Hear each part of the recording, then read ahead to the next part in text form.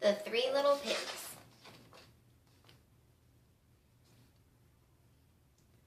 Once upon a time, there were three little pigs who lived in a cozy cottage on the hill.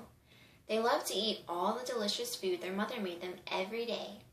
They ate so much that it wasn't long before the three little pigs had grown so big that there was no room for them in the cozy cottage anymore. "I'm sorry," said their mother one morning, "but it's time you made your own way in the world." So the very next day, the three little pigs left home. "Don't forget to watch out for the big bad wolf," called their mother as she waved goodbye. "He'll eat you for supper, so you'll need to build a big, fine, strong house as quickly as you can to keep him away." "Don't worry, Ma," they oinked. "We can look after ourselves." And the three little pigs trotted off down the hill, each taking a different path. It wasn't long before the first little pig met a farmer, pulling a cart filled with straw. "Please, may I buy some straw to build a house?" asked the little pig. "Of course," replied the farmer, "but a straw house won't be very strong." But the little pig didn't listen. Soon he was busy stacking the bundles of straw for his new house. In no time at all, the house of straw was finished, and the little pig went inside for a nap. He had just shut his eyes when there was a knock at the door. It was the big bad wolf, and he was hungry.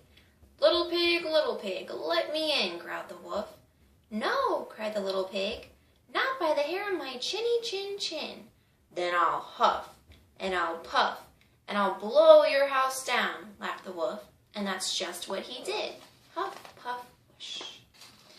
Meanwhile, the second little pig was walking along the road when he saw a woodcutter piling up sticks.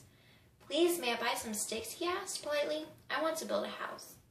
"Of course," answered the woodcutter, "but a house made of sticks will soon fall down." But the second little pig wasn't listening. He was much too busy planning his new stick home. Soon the house was finished. The little pig had just sat down to rest when there was a knock at the door. It was the big bad wolf. He was even hungrier now. Little pig, let me in," he growled. "No way, not by the hair on my chinny chin," cried the second little pig. "Then I'll huff, and I'll puff, and I'll blow your house down," cried the wolf, and that's exactly what he did.